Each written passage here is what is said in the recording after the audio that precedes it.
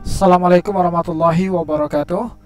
Para siswa sekalian, pada kesempatan kali ini kita akan membahas soal ujian nasional tahun 2009-2010 yang dilaksanakan pada tahun 2010. Untuk bagian yang pertama kita akan membahas dari nomor 1 sampai nomor 25. Oke para siswa, kita langsung saja membahas soal ini mulai dari soal yang pertama. Dalam melakukan transaksi di bank, kita harus mengambil terlebih dahulu nomor antrian. Cara tersebut cukup efektif karena setiap orang tidak lagi saling mendahului untuk minta dilayani. Mereka harus menunggu sampai antriannya dipanggil. Nah, pertanyaannya, unsur utama yang membentuk keteraturan tersebut adalah di sini ada 5 pilihan: order, ajak, pola, tertib, atau proses. Nah, kita pahami di sini ya. Di sini ada kata-kata kita harus mengambil ya. Ini menunjukkan suatu perintah ya. Menunjukkan suatu perintah. Nah, pada soal-soal sebelumnya kita sudah membahas bahwa keteraturan yang dilandasi dari suatu perintah itu disebut dengan order ya. Order. Nah, kalau ajak ini menunjukkan sesuatu yang berulang-ulang ya. Dia menjadi keajakan jika dilakukan secara berulang-ulang. Nah, pola ini sesuatu yang relatif tetap ya. Yang relatif tetap. Nah, kalau tertib ini keadaannya. Keadaan yang tertib, yang aman. Nah, inilah tertib sosial. Jadi untuk soal ini yang tepat adalah order. Ini jawaban yang tepat. Perintah, diharuskan mengambil terlebih dahulu nomor antrian. Oke, kita lanjut nomor 2. Seorang siswa SMP di Cina menyumbangkan seluruh uang tabungan hasil jerih payahnya dari mengumpulkan botol bekas air mineral kepada anak-anak korban HIV/AIDS. Tindakan siswa dalam interaksi sosial tersebut dipengaruhi oleh faktor. Nah, di sini ada identifikasi, imitasi, motivasi, empati, atau sugesti. Ingat ya, identifikasi ini apa? Ingin menjadi identik ya, menjadi identik atau sama ya dengan orang yang diidolakan. Kalau imitasi ini meniru ya, imitasi meniru. Motivasi ini dorongan dari dalam diri sendiri ya, dorongan. Empati, nah ini yang tepat adalah empati ya, merasakan ya, merasakan apa yang dirasakan oleh orang lain, tapi bukan hanya ikut merasakan tapi juga bertindak. Ini contohnya dengan menyumbang. Nah, kalau sugesti ini pengaruh ya, sugesti itu pengaruh. Jadi yang tepat adalah empati. Oke, kita lanjut. Nomor 3. Kita lihat dulu pertanyaannya ya. Yang ditanya adalah interaksi yang bersifat asosiatif. Ingat, asosiatif itu mengarah pada kerja sama ya. Nah, kita lihat persaingan di antara partai politik. Apakah ini asosiatif? Bukan ya. Ini adalah disosiatif. Persaingan disosiatif. Kemudian kerjasama dua negara. Nah, ini bisa ya. Kerjasama. Akomodasi berbagai kepentingan. Oke, akomodasi ini apa? Akomodasi adalah penyelesaian konflik ya. Penyelesaian konflik. Ini juga mengarah pada kerjasama. Pertandingan ya, ini kompetisi ya. Kompetisi ini adalah disosiatif. Jadi yang benar adalah 2 dan 3. Oke, kita lanjutkan. Nomor 4. Norma adalah aturan-aturan yang berlaku dalam masyarakat yang disertai dengan sanksi atau ancaman apabila tidak dipatuhi. Sanksi dalam pelaksanaan norma berguna untuk, nah apa gunanya sanksi? Apakah sanksi itu untuk membentuk norma? Ini tentu saja tidak ya. Mengurangi determinasi tentu saja tidak. Memperkuat konsolidasi ini ya. Konsolidasi norma ini juga tidak. Membatasi pola tingkah laku, ya ini tujuan dari norma itu sendiri ya. Nah, sekarang yang ditanya sanksinya untuk apa? Sanksi itu sebenarnya tujuannya adalah untuk membuat efek jera ya. Jadi ketika seseorang dikenakan sanksi, maka ia tidak akan mengulangi lagi pelanggaran atau yang telah ia lakukan. Oke, kita lanjutkan nomor 5. Sejak menjadi pengurus OSIS di sekolah, Ridwan menjadi lebih berpikir kritis, terutama terhadap masalah-masalah lingkungan dan kedisiplinan belajar. Ia selalu mengemukakan pendapatnya tanpa ragu dengan gaya bicara yang lugas, jelas, sistematis, dan sopan, serta berpikir demokratis. Ridwan juga lebih mudah menyesuaikan diri terhadap orang lain. Yang ditanya adalah media sosialisasi yang berperan dalam membentuk kepribadian Ridwan. Oke, kita lihat ya. Media sosialisasinya keluarga tentu saja bukan ya. Kelompok bermain tidak. Nah, yang benar adalah sekolah formal karena di sini ada kata-kata pengurus OSIS di sekolah. Berarti medianya adalah sekolah. Ini ya. Oke. Kita lanjutkan. Nomor 6. Seorang ayah sangat menginginkan anaknya melanjutkan kuliah di Fakultas Kedokteran. Tetapi si anak berkeinginan menjadi seorang sosiolog. Akhirnya orang tua mau memahami keinginan anak dan mendukungnya. Ya meskipun pada awalnya ia menentang ya kan. Ia sangat menginginkan anaknya masuk kedokteran. Nah yang ditanya adalah pola sosialisasi. Pola sosialisasi tersebut bersifat. Nah untuk pola sosialisasi seperti ini ada dua sifat ya.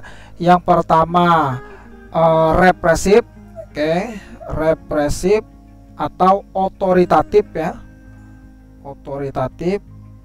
Nah yang kedua adalah partisipatif.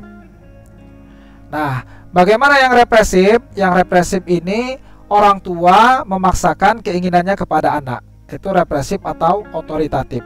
Nah kalau partisipatif orang tua mengikuti keinginan anaknya. Berarti untuk soal ini yang tepat adalah partisipatif. Oke, kita lanjutkan.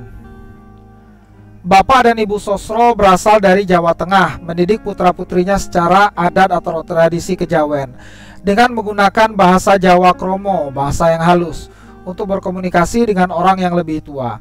Contoh tersebut menunjukkan adanya hubungan yang erat antara ya di sini hubungan antara apa? Sosialisasi dengan kebudayaan. Di mana sosialisasi yang dilakukan di sini adalah Bapak dan Ibu Sosro mendidik ya, mendidik putra-putrinya. Ini menunjukkan sosialisasi. Secara adat kejawen, nah ini adat kejawen ini berhubungan dengan kebudayaan. Oke. Berarti sosialisasi dan kebudayaan. Ya, kita lanjutkan soal berikutnya. Nah, ini mengenai pengendalian sosial. Kita lihat dulu ya, pengendalian sosial preventif. Nah, preventif artinya apa? Preventif artinya adalah pencegahan atau sebelum ya, sebelum terjadi penyimpangan. Oke, ibu menasehati, tentu saja ini preventif. Polisi menembak, nah ini setelah.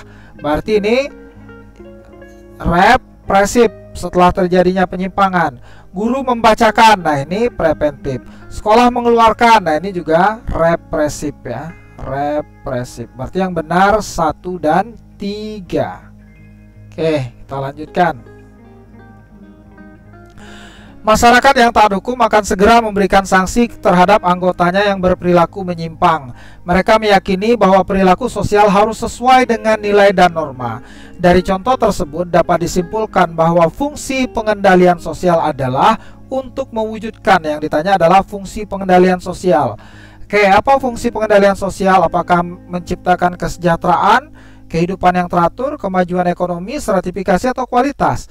Ya, pengendalian ini tujuannya supaya masyarakat itu teratur, kehidupan menjadi teratur. Nah, inilah yang benar ya, fungsi dari pengendalian sosial. Oke, nomor 10. Ini kita lihat dulu soalnya ya, mengenai penyimpangan primer. Oke, penyimpangan primer. Penyimpangan itu ada yang primer, kemudian ada yang sekunder. Nah, penyimpangan yang parah yang mana? Yang primer atau sekunder? Penyimpangan yang sudah parah itu adalah penyimpangan sekunder. Kalau primer ini penyimpangan yang masih bersifat sementara. Ini primer ya. Kemudian dapat menoleransi. Ini juga primer. Artinya belum parah, karena dia hanya sementara, kemudian masih bisa ditolerir. Tapi kalau sudah berulang-ulang, ini merupakan penyimpangan sekunder. Apalagi sudah menjadi kebiasaan, sudah menjadi gaya hidupnya, ini menjadi penyimpangan sekunder. Berarti 1 dan Oke, kita lanjutkan. Nomor 11. Pekerjaan meminta-minta yang dilakukan oleh anak-anak jalanan di perempatan lampu merah umumnya diketahui oleh orang tua mereka. Bahkan ada di antara mereka yang memang disuruh oleh orang tuanya. Nah, penyebab penyimpangan ini apa? Nah, kemarin kita ingat ada 3 penyebab ya. Yang pertama sosialisasi tidak sempurna, kemudian sosialisasi subkebudayaan menyimpang ya. Sosialisasi subbudaya menyimpang. Ada satu lagi belajar ya, proses belajar menyimpang ya.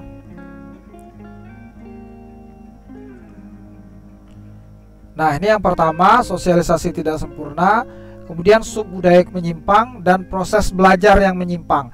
Oke, di sini orang tuanya tahu ya, bahkan ada yang menyuruh. Nah, berarti di sini agennya tidak berfungsi. Kalau agen tidak berfungsi, berarti proses sosialisasinya tidak sempurna karena agennya tidak bisa berfungsi. Seharusnya orang tua ini melarang, tapi malah menyuruh dan membiarkan anaknya untuk meminta-minta di perempatan lampu merah. Berarti yang benar adalah proses sosialisasi yang tidak sempurna. Oke, kita lanjutkan. Nomor 12. Di Indonesia terdapat berbagai jenis agama yang dianut masyarakat. Persamaan antara umat beragama yang bersifat horizontal adalah, yang ditanya adalah persamaannya ya.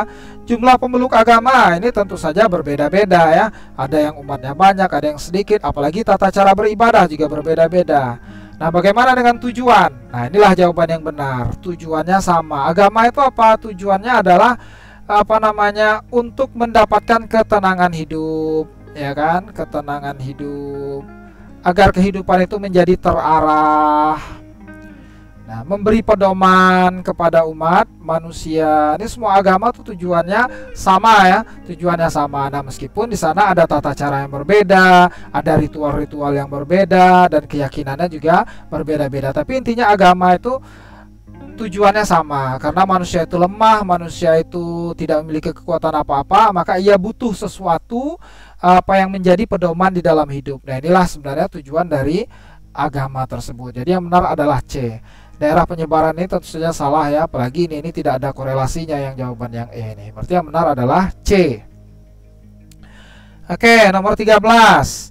Masyarakat industri sangat menghargai profesionalitas dalam struktur sosial. Individu yang memiliki keahlian tertentu berkesempatan untuk apa?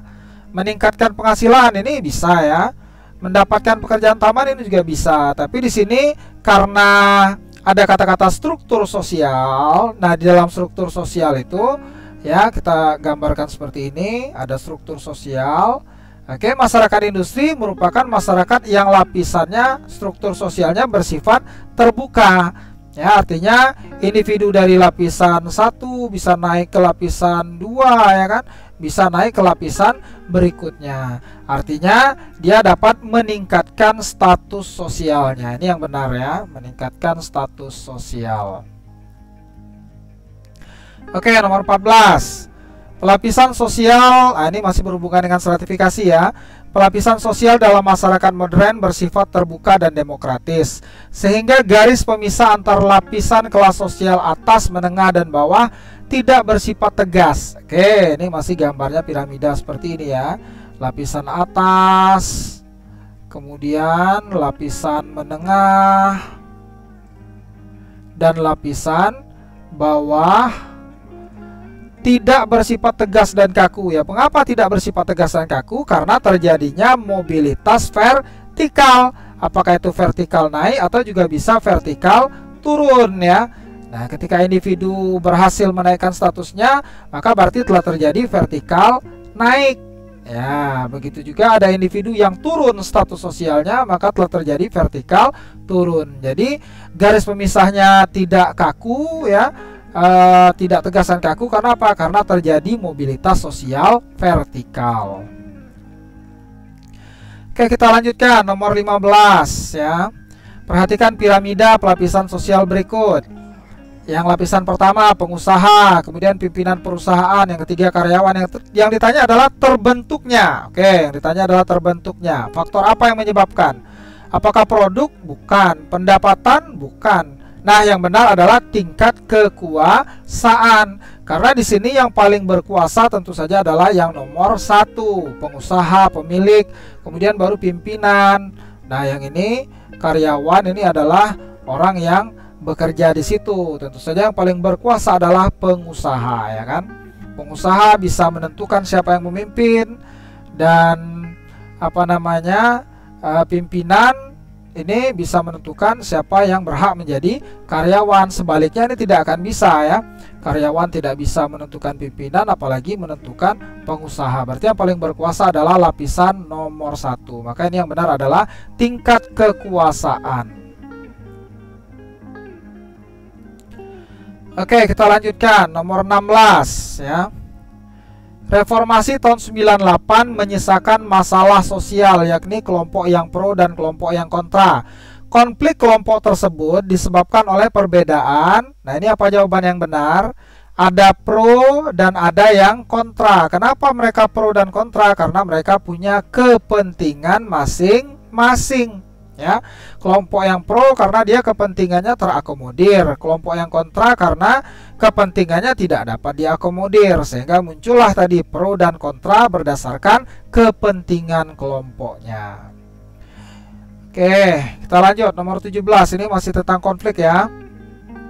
Konflik yang diikuti dengan tindak kekerasan sering terjadi ketika polisi Pamong Praja menangani masalah penggusuran pedagang kaki lima yang berjualan di atas badan trotoar jalan. Terjadinya konflik tersebut disebabkan oleh faktor, nah ini juga masih berhubungan dengan bentrok kepentingan. Jadi jawabannya adalah perbedaan kepentingan dan tujuan. Nah, kita lihat apa tujuan dari Satpol PP. Tujuannya adalah menegakkan aturan. Oke. Menegakkan perda, peraturan daerah. Oke.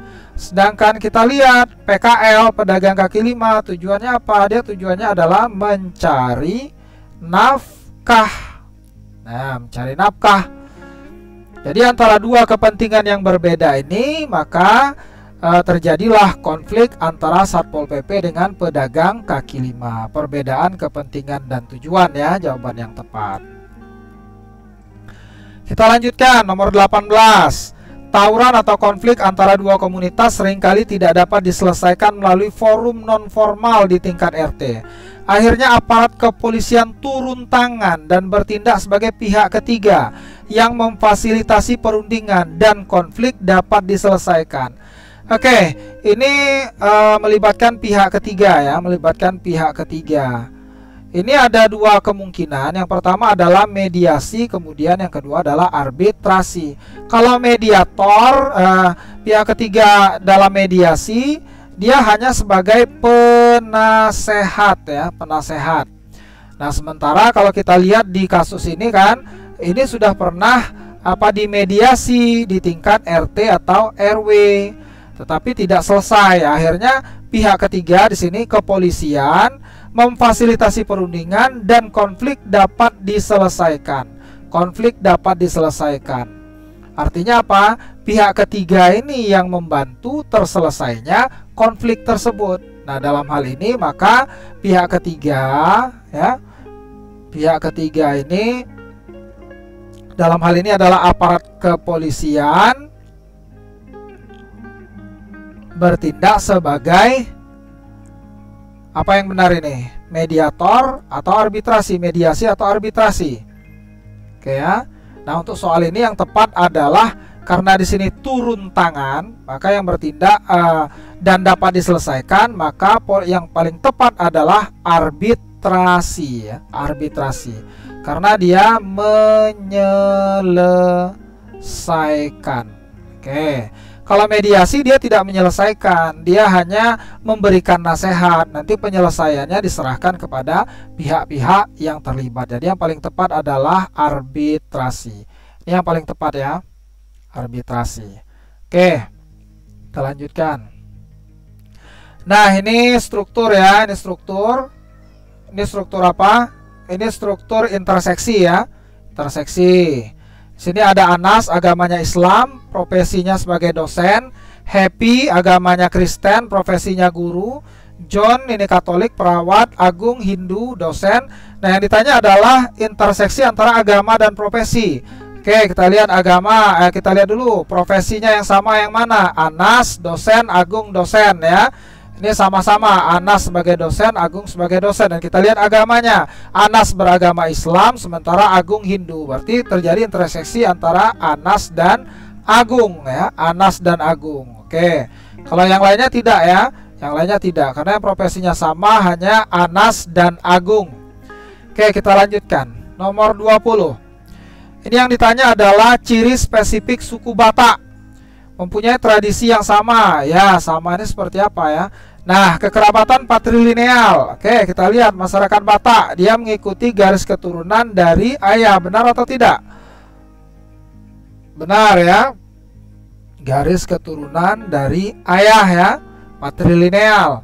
Kalau ayahnya Hasibuan, maka otomatis anaknya juga Hasibuan ya. Berarti dia sifatnya patrilineal. Kemudian perkawinannya eksogami ya. Apakah Hasibuan boleh menikah dengan sesama Hasibuan? Ya, tidak boleh ya. Tidak boleh, dia sifatnya eksogami, harus keluar. Berarti yang benar adalah 2 dan 3. Kalau hidup di wilayah pesisir ini belum tentu ya. Ini bisa suku bangsa apa saja hidup di wilayah pesisir. Berarti yang benar adalah 2 dan 3. Ini yang tepat ya. Oke, nomor 21. Sebagai anak perempuan, Ririn lulusan SMA tidak melanjutkan kuliah ke perguruan tinggi, tetapi mengikuti pendidikan kursus komputer. Dia berharap akan cepat mendapatkan pekerjaan untuk membantu ekonomi keluarga. Dari contoh tersebut, faktor yang menghambat terjadinya mobilitas sosial adalah, oke, di sini ada kata-kata membantu ekonomi keluarga. Berarti ini salah satunya faktor adalah faktor kemiskinan. Ya. Nah, di sini ada sebagai anak perempuan. Ya, sebagai anak perempuan. Nah, ini juga termasuk ke dalam tradisi, karena biasanya yang diutamakan adalah kepentingan atau pendidikan dari anak laki-laki. Nah, ini berarti yang menghambat terjadinya mobilitas di sini adalah kemiskinan dan tradisi. Kalau struktur sosial tidak ya, di sini tidak ada agama, apalagi ini tidak ada pengaruh dengan agama. Status sosial dan usia juga tidak ada di sini, tidak ada hubungan dengan usia. Keluarga dan lingkungan di sini tidak ada mempengaruhi lingkungan ya. Kalau keluarga mungkin bisa. Jenis kelamin dan keturunan, apalagi keturunan tidak masuk di situ ya. Tapi di situ ada kata-kata ekonomi, kemudian ada kata-kata sebagai anak perempuan. Jadi yang benar adalah kemiskinan dan tradisi. Oke, kita lanjutkan. Nomor 22 yang ditanya adalah mobilitas vertikal ya. Vertikal itu bisa naik, bisa turun ya, bisa naik bisa turun. Kita lihat Ahmad dari guru SMA menjadi SMK, apakah ini vertikal? Oh tidak, ini adalah horizontal karena masih dalam lapisan yang sama, sama-sama guru, hanya instansinya saja yang berubah. Fauzan dari guru diangkat menjadi kepala sekolah. Nah, ini naik ya, ini naik, berarti ini vertikal. Oke, Iwan supir angkot menjadi masinis, naik atau tidak ini? Ya, ini tentu saja naik, dari seorang supir angkot berhasil menjadi masinis. Ya, ini vertikal berarti ya, ini vertikal. Kemudian anak petani kecil menjadi pedagang keliling. Ya, ini sama aja ya, dari petani kecil menjadi pedagang keliling. Ini berarti horizontal. Berarti yang benar adalah 2 dan 3. Oke, kita lanjutkan. Nomor 23, seorang artis yang berasal dari kampung karena keterampilannya yakini menjadi artis idola yang terkenal di seluruh negeri, bahkan siap go internasional. Bentuk mobilitas yang dialami artis tersebut bersifat antar generasi. Salah ya, antar generasi itu dibandingkan antara 2 generasi ya, misal seperti ini ya, 2 generasi, ini 1 generasi, kemudian ini generasi yang kedua ya. Oke, misalkan ini ayahnya, ini ibunya ya. Nah, ini generasi 1, kemudian dibandingkan antara generasi 2. Ayah dan ibu seorang guru, sementara anak menjadi camat, menjadi bupati. Nah, ini berbandingan antara 2 generasi. Ini antar, berarti antar ini semuanya salah ya. Ini salah, ini salah. Nah, yang benar adalah intra. Nah, kita lihat intranya bagaimana. Karena di sini dari artis apa namanya, dari kampung menjadi artis, berarti dia naik, ya kan? Naik berarti yang benar adalah vertikal naik intragenerasi. Oke. Dari orang biasa kemudian menjadi artis dan siap go internasional, vertikal naik intragenerasi. Oke, kita lanjutkan. Nomor 24, kelompok sosial yang bersifat homogen, kemudian kecil, relatif kecil, dilakukan secara tatap muka atau face to face, ya. Tatap muka, informal, tidak resmi, dan pribadi. Nah, ini apa? Nah, ini jangan salah paham, ya. Sering ada yang menjawab Gemenscape. Nah, tapi yang benar di sini adalah primary group, kelompok primer. Ini pendapatnya Charles Horton Cooley, ya. Primary and secondary group, ya. Kelompok yang anggotanya kecil, kemudian homogen, dia tatap muka, informal, pribadi. Nah, ini contohnya apa? Contohnya adalah keluarga. Oke, yang benar adalah primary group atau kelompok primer. Oke. Nah, kita lanjut. Nah, ini soal yang ke-25. Yang ditanya adalah Gesellschaft. Nah, Gesellschaft ini paguyuban atau patembayan? Yang benar adalah patembayan, ya, patembayan. Oke, patembayan itu hubungannya hubungan kerja. Kita lihat mana yang hubungan kerja di sini. Oke, Ikatan Dokter Indonesia, apakah ini patembayan? Benar. Masyarakat tradisional, apakah ini patembayan? Salah, ini adalah paguyuban.